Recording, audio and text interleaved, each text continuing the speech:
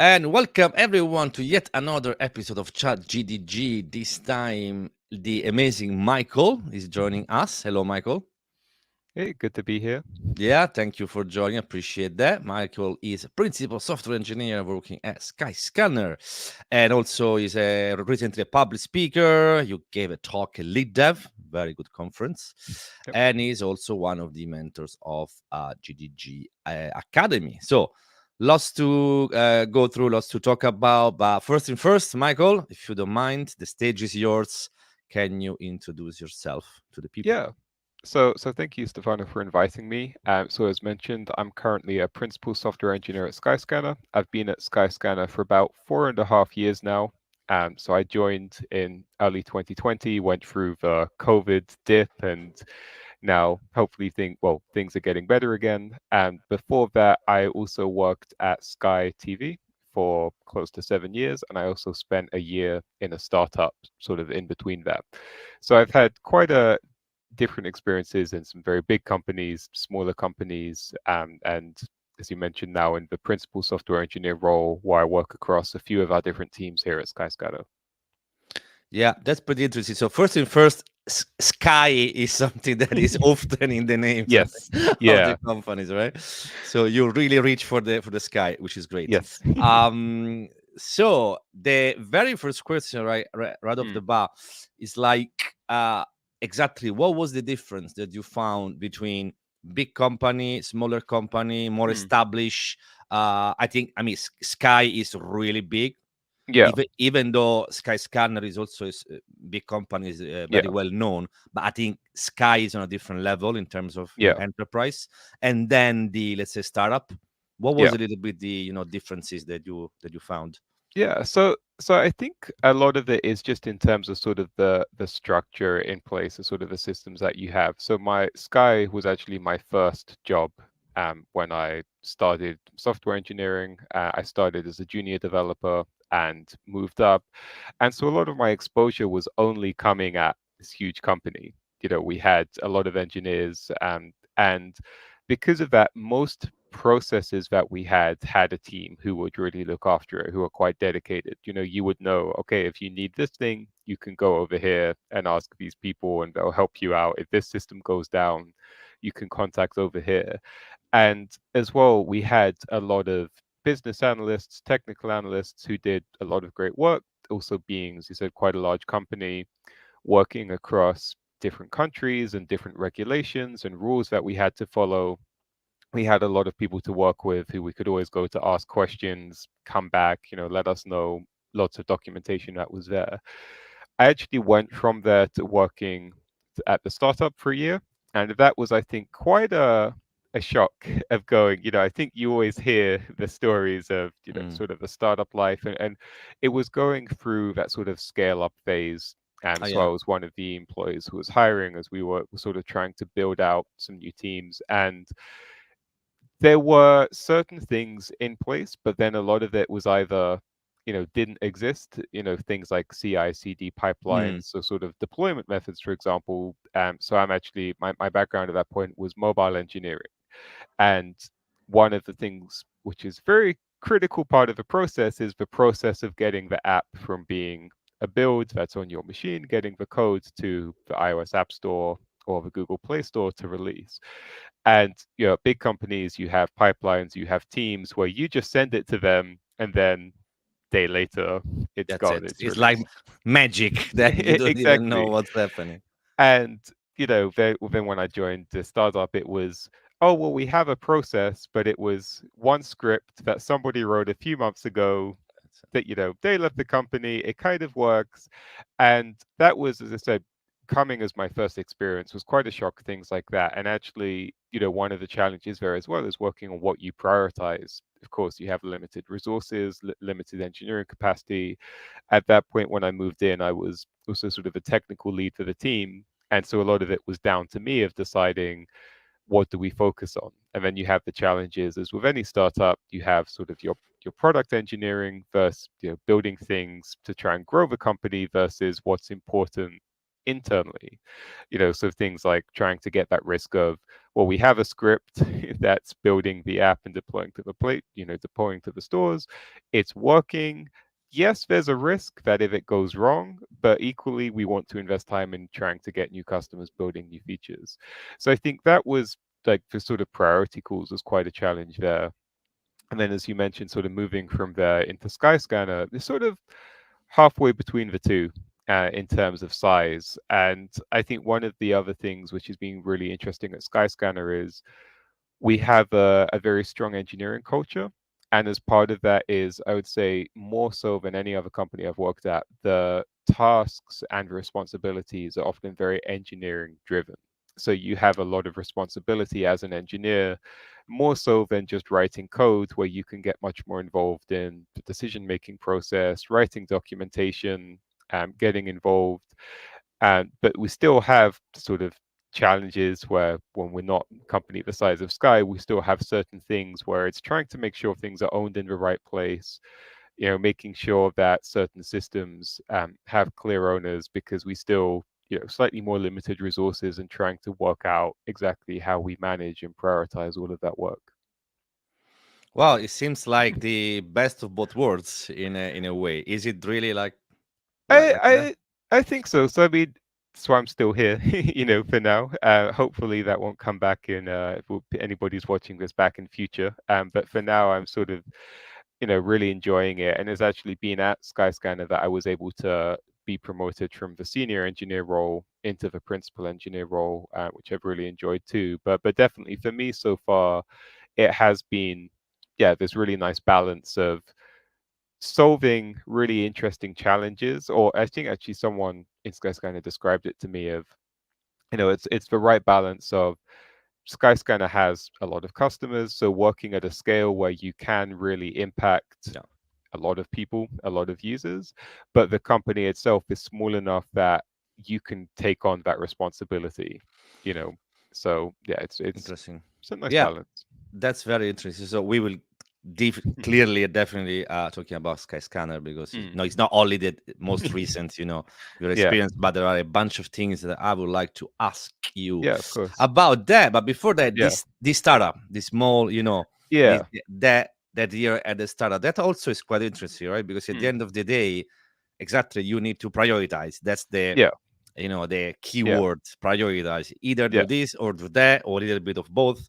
yeah. So it's like, especially, I'm curious, like, because Mm, clearly, like, everyone in tech is mm, pretty familiar with the sometimes with the challenge that mm. as engineer you really would like to do things properly in a right Yeah, way, but of course the speed sometimes, yeah, the product, you know what I mean.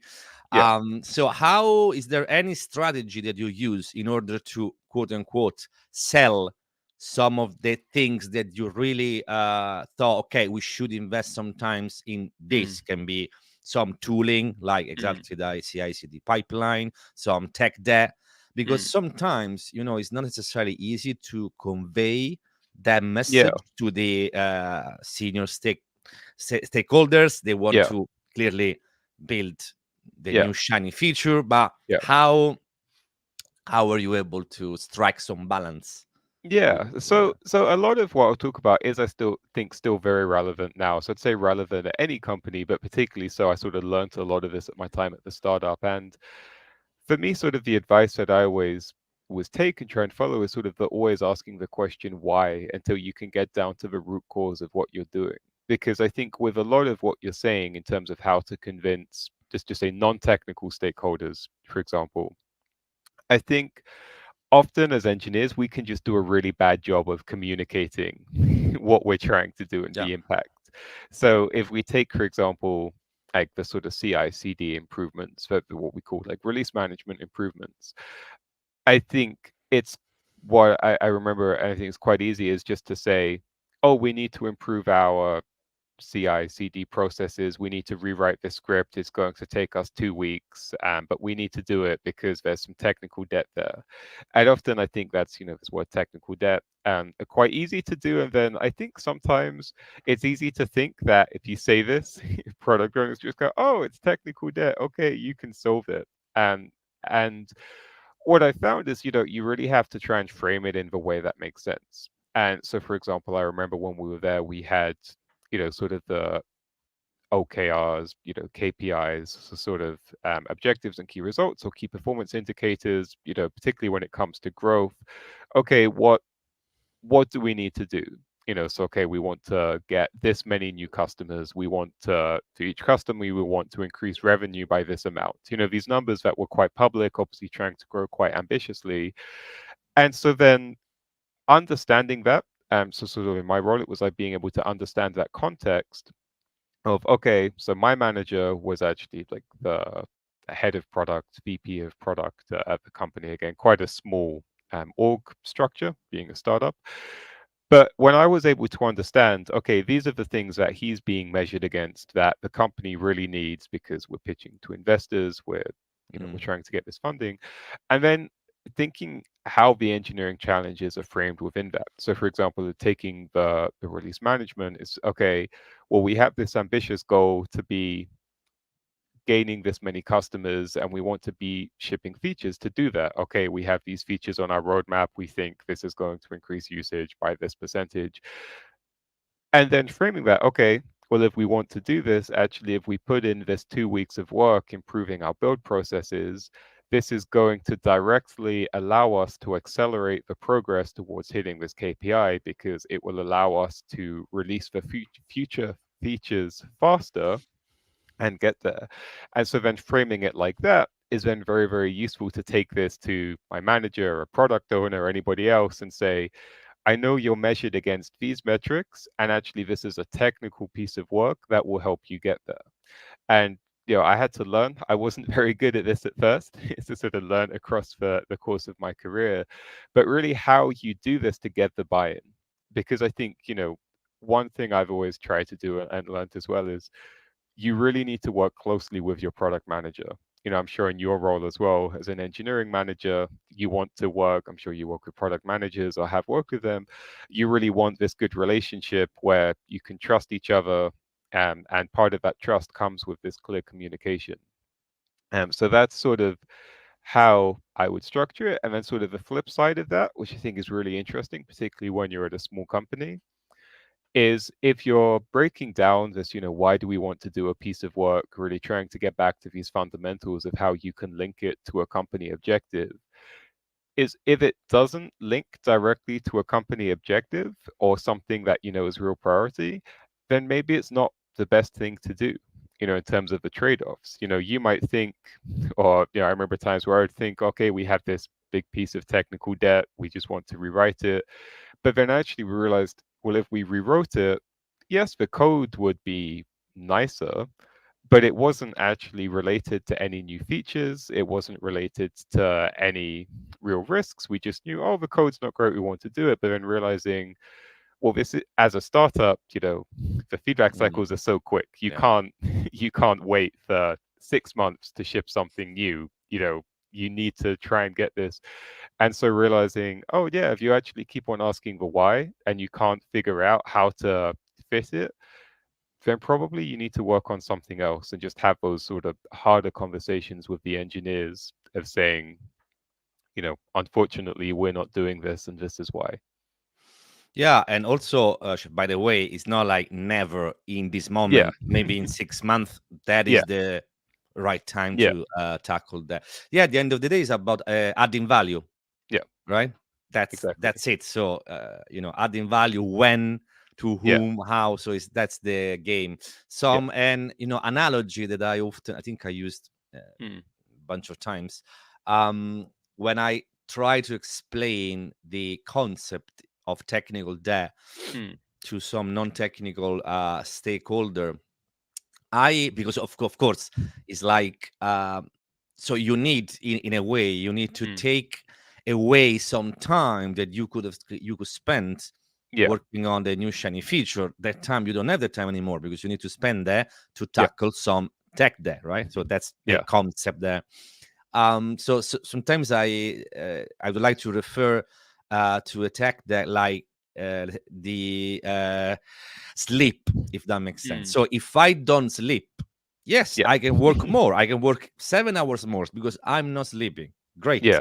But if I don't sleep for 1, 2 nights in a row, then clearly my productivity Goes goes down. downhill. Yeah. So that's tech there. So these 6, 7 hours that I need to quote unquote waste and not work, I need to, of course, in case of sleep, I need to recharge my body and my mind. But Yeah. that time spending the time taking technical there, then Yeah. has an impact on a long run. So So really nice way of thinking about it, actually. yeah, you can use it. I will Yeah. I will copyright that. No, it's fine. I Yeah. did not came up Mm. with that. I think I've read it bunch of time ago somewhere, Okay. but I really like that Nice. because it Yeah. really convey exactly this is what it is. Mm. So Mm. yes, once again, it's true. We can just build feature on top of features, but at some Yeah. point this will crumble if Yeah. you're not pay attention and we are not maintaining our foundations. Yeah. So that's that's very very interesting. So at the end of the day, OKRs, KPI, understand what the business needs, Yeah. understand that, and try Mm. to leverage that and Yeah. get a buy-in from senior stakeholders. Mm. So and then you approached Skyscanner like Yep. 4.5 years back, so something Yes. like that. Yeah. Interesting. So as a senior engineer, Yes. Yeah. yes, you stay there for a 1 year, like to a couple of years. Yeah. About a year, 18 months, I think, before I moved into the principal role. Okay, so first thing first, because you mentioned a couple of times like the team structure, the org chart. I'm a super massive fan of team structures and let's Okay. org chart. You have no idea how genuinely passionate am I Yeah. about that because at the end of the day, I truly believe that Mm. is something which is overlooked by people. Mm. Yeah, sure, just any title is fine. Mm. I don't think so. I do believe in, let's say, Mm. structure. I do think that there is the need of putting some form of structure in place, and also especially clearly in bigger companies, right? Maybe perhaps not in the let's say startup, but medium sized to big one and whatnot. I truly believe, and I'm starting to experience that at my place, that at the end of the day, it might sound weird, but what you build in terms of not the actual product, but what team builds Yeah. what should reflect the org chart.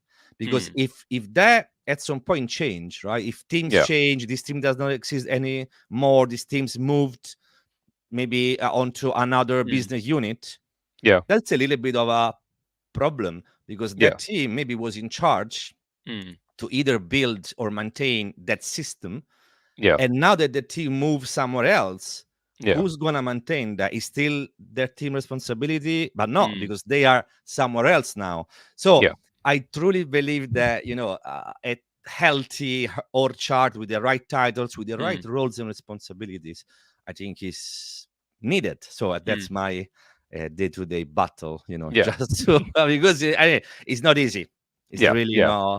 not easy. So first question for you, like in terms of career ladder at Skyscanner, you've got the usual junior software engineer / mid-level, call it how you want, senior engineer, and then there is the jump to principal.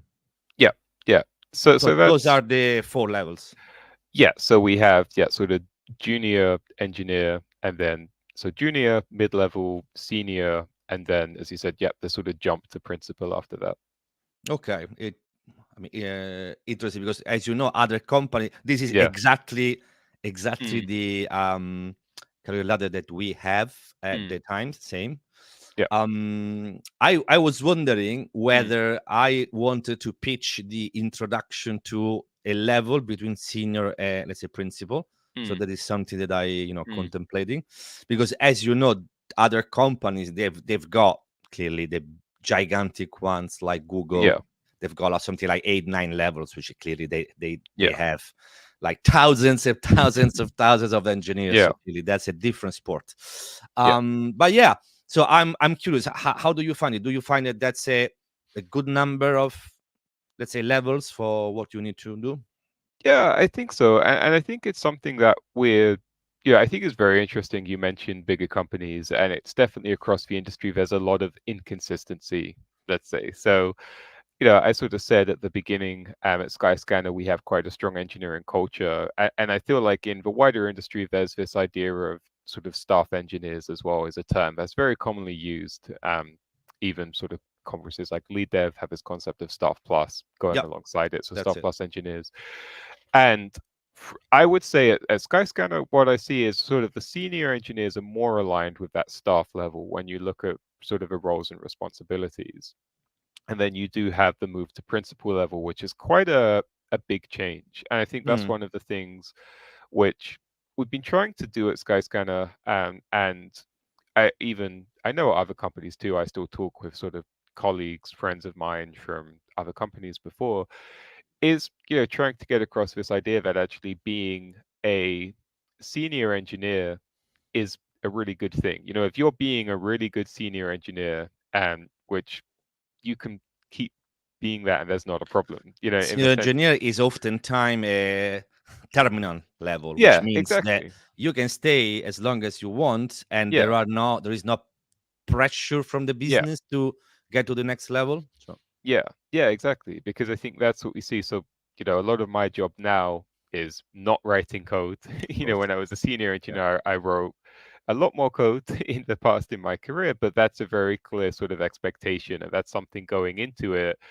it's being quite deliberate as well. Of thinking that, okay, is this the move you want to make? And, Skyscanner were very supportive with that, of setting those expectations when you look at it of, it's not just, for example, going from junior engineer to a mid-level engineer or mid-level to senior, where you're kind of staying in probably the same team, the same yeah. area. You're just taking on a little more. You're showing, okay, you can take on bigger challenges. It really is, as you said, like a jump, like on the ladder. You're It's now about going the into. let's say influence, right? So Yes, you influence not just your team or your yeah, multiple teams, multiple yeah, tribes, multiple, I don't know how this the structure that tribes or yeah, pods or business yeah, units, but that's what I would imagine a principal engineer, right? exactly.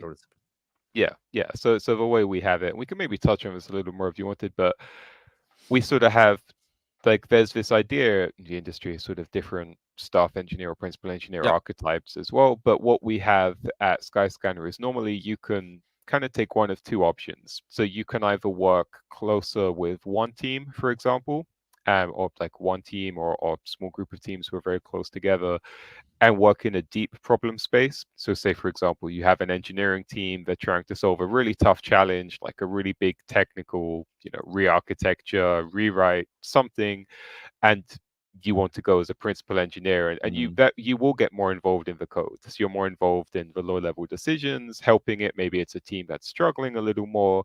You're going in using your expertise to say, okay, going to help with this. Or the second one is you're working across a broader group of teams, maybe a certain area, but you're providing more of that long-term guidance, more of the strategy, looking how these things sit together. But then one of the things that's really nice is, as a principal engineer, you get to pick based on what's most important. So, obviously we have sort of quarterly half planning cycles, for example, but within that, I could say, and I sort of have done in the past, okay, for the next 3 months, the next 6 months, I see there's this area that needs a little more attention that I really want to work closer with on this project. So talk to my manager. I'm going to go be a little more embedded in those teams, work closer with them in the day to day, guide more of the technical decisions. But then when that's in a good place and I feel like, okay, great, we sort of solved some of these problems, I can then go back to looking at the sort of broader landscape again. And that's been really, really nice. And I think is a way to, keep yourself sort of invested and involved and Yeah, motivated as well. exactly. And also sharing knowledge. So Yeah. pretty much between going super vertical Yes. in a problem that at some point you're probably the most expert in that Mm. problem, and then Yeah. when you go a little bit, is the tip shape. So the Yeah. T shape. Sometimes you are this part, sometimes you are Yeah. this part, you know. Yeah. Yeah, it's pretty cool. And also, once again, should keep things fresh Yeah. and not just doing one job, if that makes sense. So it's like Yeah. different Yeah. kind of job. So you mentioned your manager. Like, Mm.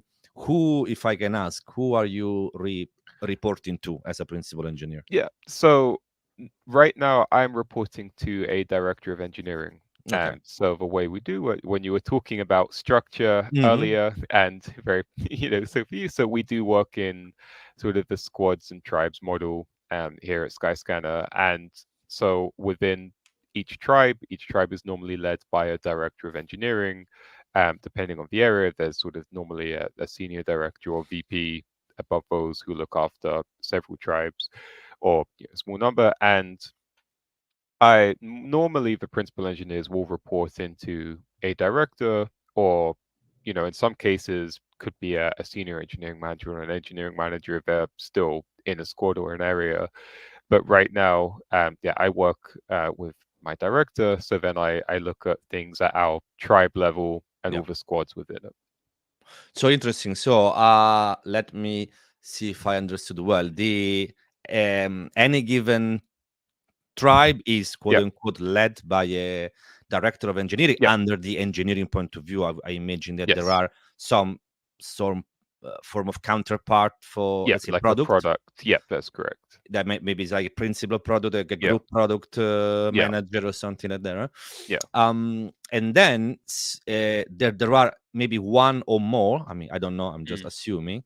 Principal engineer. So what I would like to get at mm, is like you are the technical person for that yeah, tribe. You should drive forward the what's next, yeah, what how can we tackle some technical problems from yeah, that tribe, whilst the director of engineering or the SEM, if yeah, they yeah, are more on the people side, they manage yes, people, they manage some of the processes, I would imagine. yeah, So that's that's the split, right? So yeah, there isn't this one single person who should do all these jobs, because no, it clearly doesn't make sense yeah, and it's yeah, completely no, okay. Yeah, I mean, that makes sense. Yeah, so you don't have mm, any engineers who reports into you. that's correct. Yeah. So my role is purely the IC Hmm. individual contributor on that, which was quite deliberate actually. Again, for a longer conversation, but actually when I moved to the startup, I was an engineering manager, but it was sort of this tech lead, engineering Yeah, manager, exactly. architect, everything. Okay. But I was kind of quite deliberate on wanting to move back onto the IC side. But then it's the more you go, so sort of, yeah, when you're a senior engineer, you don't have too much exposure with that on the sort of management side. But now in my role, particularly when we're looking at roadmaps or sort of future planning or risks, as you said, so it's the SEM, senior engineering manager, or director who are ultimately accountable, responsible for making those decisions.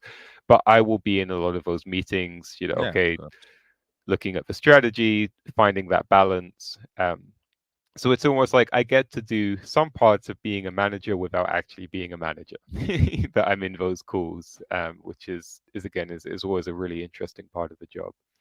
Yeah, and I think the key part, which is also once again is pretty Mm. important, is like managing people Yeah, is a big deal, and yeah, thank God now pretty much all the companies figure almost all yeah, the companies figured that out, yeah, because if you remember, like back in the days, like literally 15 years back, yeah, 20 years back, yeah, the only way in which as an engineer I want to get more money, right? That's yeah, what yeah, they need to do. Once I hit the senior, there was the senior yeah, engineer, and that was nothing more. You were forced to join the managerial track. There yeah. was no other way. You want to have more money, you gotta start managing people, That's it. managing big Yeah, projects. You gotta have yeah, the business acumen, mm, and that was a big problem because mm, people were forced to do that. Yeah. But even if they did not have any real interest in Yeah. managing people, and that's the big problem, right? Because Yeah. sometimes when I hear, this person is our best engineer, now this person is gonna become engineering manager and manage the whole team, is like, Yeah. okay, so whoa, hold on a second. Your Yeah. best player, you're Yeah. gonna pretty much move, away from playing, because Yeah. it's a different sport. You know what I Yeah. mean? So I'm totally Mm. 1000% a big believer of the dual track. Mm. Yeah. Is great, just having people like brilliant engineers like yourself wanted to You. keep doing that. And Yeah. of course you should have the incentive. I want to go somewhere, I want to grow, I Yeah. want to at some point also, I would imagine, have more money. I don't want to reach that Yeah. ceiling if I Yeah. am ambitious enough and good Yeah. enough to really spread my influence Mm. across multiple teams and Yeah. whatnot.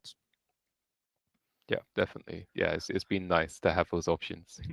Yeah, options, and everyone should be doing what they are good at. Yeah. And not being forced. I mean, to try something out, yeah, sure, but not Yeah. being forced because you have no options. Yeah. Because Yeah. the alternative is nothing. It's Yeah. really Well, I will amazing. say, like, the last thing I'll say on that, I think that's also something actually that the Skyscanner does quite well. And I'll give a shout out to the teams, sort of the engineering managers that we have here, because there is this kind of quite well defined path of, okay, if you are a senior engineer or an engineer who is actually interested in management, you can apply to a scheme, like an internal scheme, where you get some of the training, and over the course of a few months you normally have sort of an assigned mentor as an existing Mhm. manager, and then you go, and then maybe you'll get given one or two engineers to manage for X period of time. But one of the outcomes is, at the end, you can decide, actually, I don't Gotcha. want to. I was an engineer, I tried it, I don't want to, I Yeah, want to go back. it's great. And and it's sort of, at first, when you think about it, and it was something that was really enlightening to me, you sort of hear and think, oh, as the people who run that scheme, wouldn't it kind of feel bad for them? Hey, we ran the scheme to try and get engineers into management, Mm. and then we have engineers who say, I didn't like the scheme, I'm going back. But what they said is, actually, that's great in a way, because first of all, you're not pushing engineers. As I said, I think we've all had bad managers in our careers. The worst thing you want is a bad manager who, as you That's said, it. maybe didn't want the job, was just pushed into it. You want people who are invested. But then also, and I do think, even just going through some management training or having some exposure, which, as I said, I did have some management experience at the startup, does really allow you as an engineer to understand what your manager's going through. That's And it. the Yeah, times when super true. Oh my God, this is yeah, 100% true. Yeah. yeah, So like when your manager tells you either I don't know or I can't do that, it's true. So exactly, because yeah, like people think, oh, you are a manager now, you have the power of no, my my exactly, my power is close to there, zero. You know what I yeah, mean? I yeah, can influence, I can bubble some messages up, I yeah, can try to manage up, but yeah, at the end of the day, especially us as a first mm, line managers, right? yeah, Because this is what we are. yeah, More often than not, our power is so limited that you have, yeah, no idea. And yeah, as you experience that, mm, the end of the day is always someone else who needs to sign on something, approval for, yeah, anything, budget, yeah, budget, hiring, budget, yeah, all of that. So yes, it's your job as a EM or as a first mm, line manager in general to clearly fight for your people and mm, try to. But at the end of the day, that's tough. is really unfortunately not up Yeah, to me, and that's really yeah, really true. So yeah, yeah, this is something that I learned, the hard way. I was yeah, at some point I thought years that my manager was not uh be completely transparent to me, mm, but then okay, maybe when I'm on the other side, you yeah, realize, I want to do some stuff that I just can't. So you know what I mean? yeah, Or yeah, I can, but it takes an too long, incredible amount yeah, of time. So yeah. and you need to convince quite a few people, but Yeah. it is what it is. So what area, if you can tell, what are you working on now? Is there any specific project there? Yeah, so there's sort of a few things. So one of the other interesting things actually, so when I joined Skyscanner, so I said, so my background is in mobile engineering. I was an Android engineer, Mm, so I started my career, sort of got there. But the sort of tribe that I'm working in is sort of, we call it internally an enablement area. But basically it's the squads, for teams who build things for the other engineers. And so in some cases, that's sort of internal libraries that they will wow. use, some of which are like customer facing. So for example, okay, when I started senior engineer, it's like in the app, okay, we want to build some of the core components that other teams will use for consistency, for example. Or tooling, for example, Mm, managing things like our GitHub, our, said before, CI/CD processes, so things that other engineers will use. So that's sort of part of my focus, is still looking at that. Within my tribe, we do work across app, web, and backend services. So we have different teams dedicated to each. So sort of looking across those, still a lot on the app space, because that's where historically I have the most knowledge, and I was in the teams for the longest time there. But one of the other interesting areas I have started working in the past couple of years, actually, which has been quite a change for me, is working more with our data teams. mm, So this was sort of, the way this happened was kind of like a nice organic progression. So as I said, the sort of enablement teams, the teams I was working closest with, building these core components, we were asked to build some components around emitting data. So okay, we want to be able to emit data in a certain way. Data being what we'd call analytical data. So okay, the when are our customers performing certain actions on the app or on the website, for example, so we can understand more on behavior. mm. That's very important for pretty much any business, understanding what's happening, and trying to be data driven. And then from that, there was sort of a natural opportunity, particularly as I was moving into the sort of getting established in the principal role of, okay, well, this data is now going somewhere. It's going and it's being consumed, and processed by some of these data teams. They're writing data pipelines, and I was able to get more involved in that too. So having more of sort of an end-to-end look at how data is going from the clients through to some of the data pipelines, and understanding there. And that's been a real challenge, for me, because I never worked in data before. And, I'm sure there'll be some sort of data engineers or people who are interested in that, watching this. And a lot of the concepts are completely different to me. It's like, for Yeah. example, I had never, funnily enough, I'd actually never written any sort of production level Python code before. And then suddenly you're looking at pipelines, which are all this Python Mm. code and data frames and panda tables and things like this, where, it was always like, for me, having to go back, relearn, or sort of read up a Yeah. lot. And so that's sort of where I am now. So I'm working still across some of those teams, and sort of, yeah, sort of on a project basis, just supporting where I can, and looking at things in that space, which is interesting. That's very interesting, right? Because when you first learn I think in your case was, Android. Yeah, So you learn whatever programming language, you yeah, are, chances are, junior, if not by yeah, age, by knowledge, right? yeah, And you learn things and you get your yeah, hands dirty and whatnot. But then, for example, in this case, you clearly need to get back to the basics, because that's yeah, is different.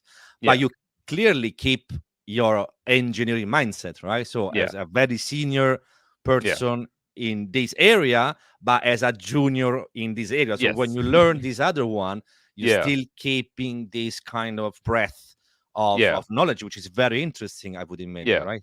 yeah, To learn a new thing now, you yeah, clearly, attack it from a different yeah. angle, if that makes sense, right? Yeah, and I think there's the two parts to that. There's like the low level, when I say low level, but like writing the code, for example. And this is what I always say, so I mentor quite a few engineers at different parts of their career journey. And when I talk to them, it's like, you're not starting from zero, because you still know the fundamentals. So for example, like as I said, when I was getting into so I wasn't writing this Python code to ship into production. But it was more so, when I was trying to understand, like as a principal engineer, I think it's quite important for me to at least have an understanding of the code that the teams I'm working with are Mm. working on, so I might not be doing the production level, but I can understand the concepts. Okay, this is what's happening and why. But for example, it's, things like I might not know the Python code for data frames and how to transform this, but I know the concept of, okay, I can see I have this data here. I want to transform it in a certain way.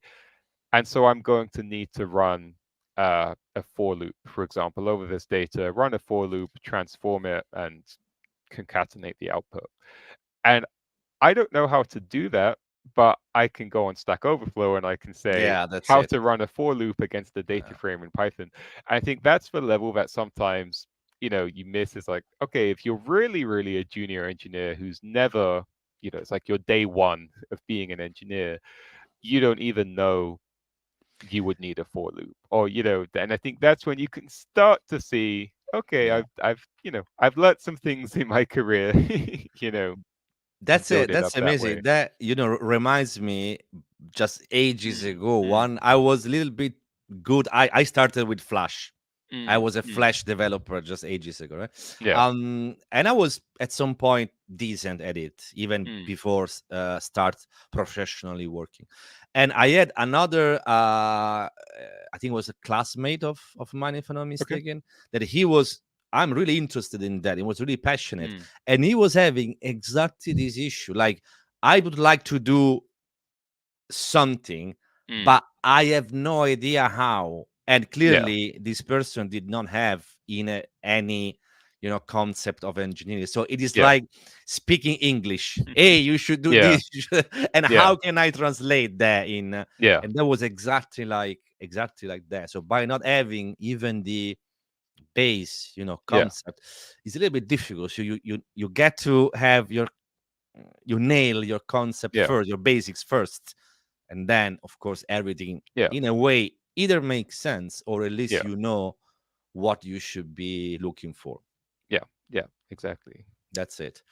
So just to change for a Mm. second Yeah. topic, if I not mistaken, first time that we met was Mm. at DroidCon, wasn't it? Yes. Yeah. Was it DroidCon, I think, DroidCon like last last year, year, last November? No, 20, the year. I think Wait, hold on. 2023. Yeah, I Yeah, think it was. Yeah. yeah. So yeah, 6 7 months back, Yeah. something like that. Yeah. And that's of course that gave immediately away your passion for Android, I guess, Yeah. right? Yeah. Because you wanted to attend that. So it's Mm. like the word of the tech conferences, something Mm. that you like to you like to attend tech conferences. What's your relationship with Yeah, so them? it's something I will say I'm trying to get better at in the sense of, so, like if we take DroidCon, for example. So yeah, DroidCon, for those who don't know, it's like the biggest Android engineering conference. They have them across the world, but the London one, I think it might be the original, or it's one of the very, Mm, very original ones that's been running for a long time. And I remember going to DroidCon when I was a junior engineer, like literally, decade plus ago, when I was starting my career. And that was just very cool because, again, I said I was working at Sky. It was a big company. One of the advantages was there was quite a big conference budget. So it was pretty much, hey, there's this mm, big Android engineering conference. We're just going to send a bunch of our Android engineers who are interested to go for 2 days. And, that was always really, really interesting to me just to hear. And, that was actually one where even when I wasn't getting the own funding, I would go for myself, because it was just, I would always see the same people, try and keep my skills up to date. It's, really valuable there. And so, yeah, and then I sort of progressed. So I actually, my first ever conference talk, like on a large scale, was at DroidCon 2 years ago, I think. And that was just, I was sort of feeling like I've been going to this for a while. I had some great colleagues who had also been speakers who were encouraging me. Hey, it's actually, oh, it's not as bad as you think. I think you always go in and you have this vision of the speakers being, super professional, super experienced. And I think DroidCon as well is like quite a nice, very community driven. So they encourage first time speakers, they encourage people from all backgrounds. You'll get junior engineers giving talks all the way through to, folks from Google who are like senior Mm. principal, tech leads at Google coming and talking about these really deep dives on Android topics. And my talk was accepted. Yeah, I spoke for the first time a couple of years ago and got some really nice feedback, which was good. And I think that what I also started to find was it was a little bit sad for me in a way, is that actually like the work that I started to do in the principal role, moving away from the day to day, meant that I didn't have that same Android knowledge. The same, like I Mm. used to be all up to date with the latest libraries. So I would know everything Google were releasing, every Google I/O announcement, everything that came out, I would be working on it. And then, I'm not writing the code anymore. And so I would sort of lose it. I still keep in touch with what's happening and the big announcements, but I'm not, for example, oh, there's this new Jetpack library that we're Yeah. going to integrate, for example. And so then I've started trying to broaden my horizon a bit of conferences that I attend. Because I think that's one of the things, more of the expectations on me in the principal role too, is looking at what other companies are doing, what the broader landscape is, both bringing that back into Skyscanner, but also, kind of sharing what we're doing. So I do have to try and push myself sometimes. I think it's quite easy not to want to go, just stick to the job.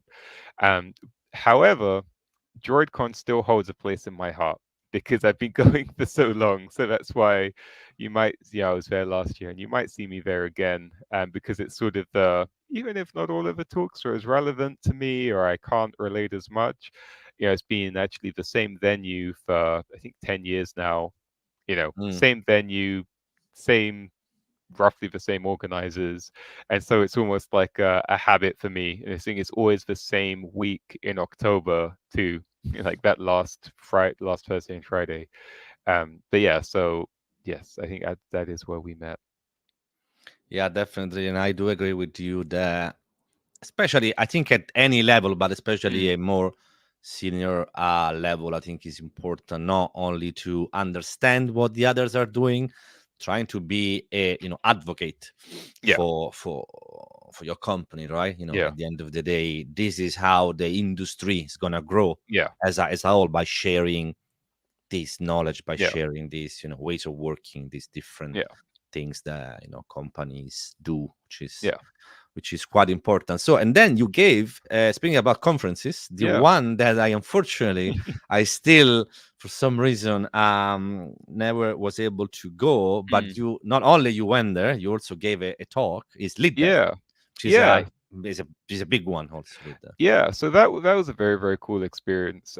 So the way they have lead dev, for those who don't know, like, yeah, lead dev is sort of a community for engineering leaders, and it was traditionally more on the management side, but then they launched sort of a second branch of it called Staff Plus, which is focused on staff, principal engineers, and they ran the conferences side by side. So it's same venue, you just have two tracks, one for the lead dev, one for the Staff Plus.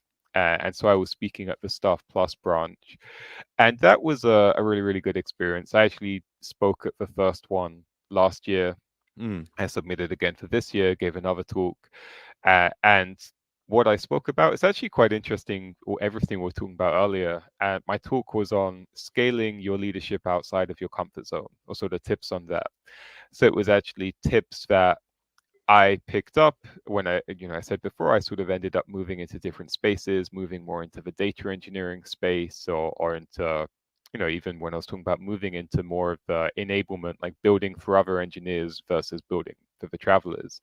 Because I think that's something that's often missed, is it's not just, I wasn't going in as the engineer, like, okay, I can upskill as an engineer, learn these new programming languages, because that's not my role, is to come in and write the code. My role is to come in and provide the technical direction and guidance.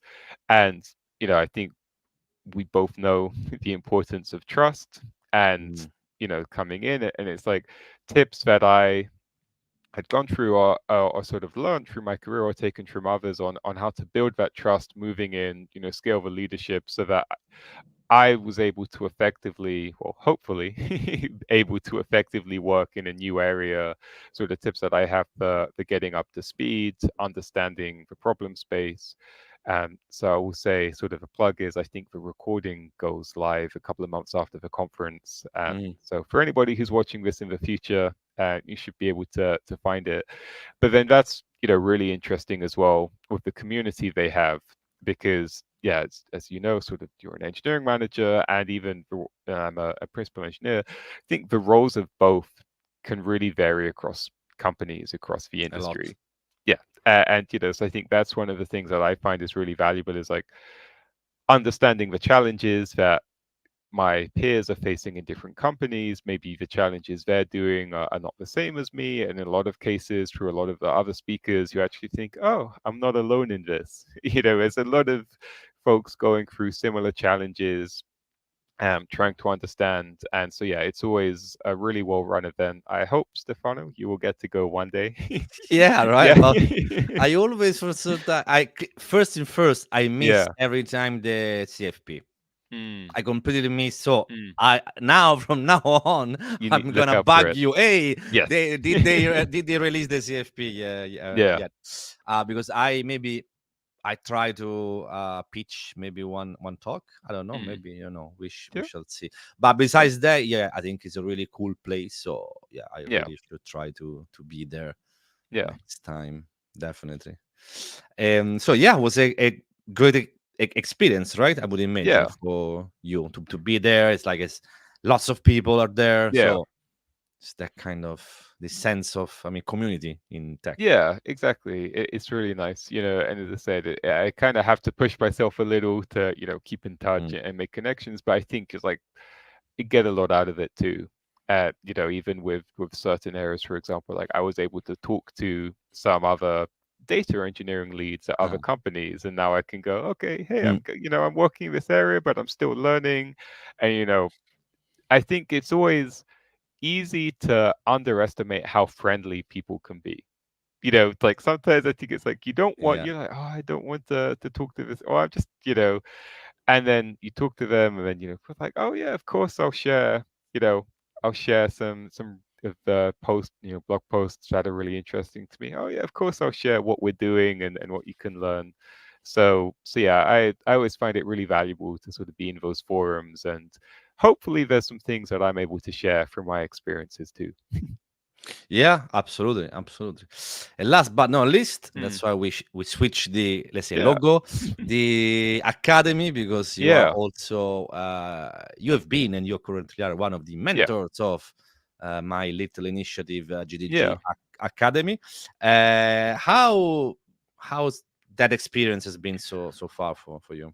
Yeah, I think it's really valuable. So yeah, I definitely think it's something very valuable that you do. So say was thank you to you for putting the time in for Appreciate it. organizing it Yeah, and thank you. Yeah. running it well, because yeah, I think that's something that I've always, or trying to do better, is how to support others, both sort of within Skyscanner and the broader community. And it was actually what's funny is one of the lessons that from the first year's Staff Plus, so Staff Plus last year, that really stuck with me. Sort of as you get to more senior levels, whether that's a senior engineer, principal engineer, engineering manager, etc., one of the privileges that we have is the ability to have more control over our time and Mm, setting priorities. mm. Like I Yeah. have more flexibility on saying no to things, wanting to do things. And when I actually thought about that, I think one thing that is important to me personally is how can I help make a more inclusive environment for everybody coming into tech. I started as a very junior engineer coming in my career. I had a lot of people who supported me, and I've managed to be quite successful on my journey, which is good. But like for me, it's something that I really want to give back. So I do help out at a lot of schemes within Skyscanner, focused on women in engineering, sort of our race equality and different networks that we have, and mentoring schemes. And so when I heard about GDG Academy, I thought it was a really, really great scheme, great initiative, because said just like, okay, it's one thing helping the junior engineers when they've come into Skyscanner or come into a company. But it's, as I said, it's almost like the step before, like people don't know what they Mm. don't know. And, I found it rewarding through the sessions that I was able to have with the students before, and also with, the sort of support networks that you've set up, meeting other, like-minded mentors and folks as well, has been a really nice experience so far. Yeah, because at the end of the day, even an hour or a couple of hours Yeah, chat, that can really help these people. They are at a stage of their lives that, tech is sometimes is complicated for us. So can you yeah, imagine how difficult can it be yeah, for someone really junior, because yeah, clearly those are very young people, often 20 something years old. yeah, Clearly, technically, they are already good because yeah, the most of them study computer science at yeah, such prestigious universities like Imperial College, King's College, mm, Manchester. So yeah, really, really good. But that's not the problem. That's not the kind of problem that we were trying to solve. We are not. yeah, We don't want um train them in Java. So that's yeah, fine. You will get there. What they really need to understand is like how it works, the different yeah, potential paths, the different roles.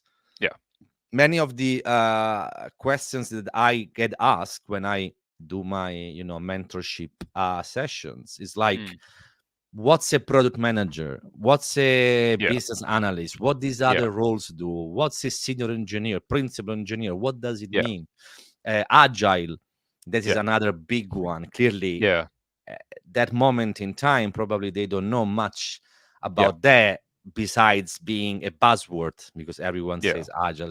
yeah, Okay, or I'm an engineer. Fine. It's Monday morning. It's 10 in the morning. What do I do? You know what I mean? yeah, These yeah, very basic questions, but yeah, sometimes just by explaining your day to day, or maybe some of your engineers who still work at team level, because mm, yeah. chances are as a junior you will You get will be, yeah, into a team, right? So yeah, just to explain how is the collaboration, how to explain how yeah, really the day-to-day is going, that yeah, really helps. yeah, yeah, definitely. And I would imagine that you had like similar, questions from Yeah, your mentees. exactly. Yeah, I think it's like a lot about trying to understand like the motivations and the challenges as well, because I think there's so much in the tech industry of, particularly when you're younger or you're more junior and you're just looking at what's online. I think there's so many loud, opinionated voices. If you don't know this, you're not a good engineer. If you don't know this, or this is the cool new thing that everybody has to use. And Yeah. it's like, as we both know, in reality, of course, you will always have engineers or teams who do use the cool new thing, but such a huge percentage of code, of production systems, of projects that you work on don't use that. They use the stable thing that's been around It's for a way less while. fancy. It's way Exactly. less fancy. And I think that's really nice too, because yeah, it's like I think there's often just a gap in getting that explanation of, don't worry, you don't need to think that if you don't know this, you're not a good engineer. Focus on the fundamentals, the basics, you'll find your place. And then from that, you're able to grow, learn, understand when to use the different technologies, and yeah, sort of progressing that way.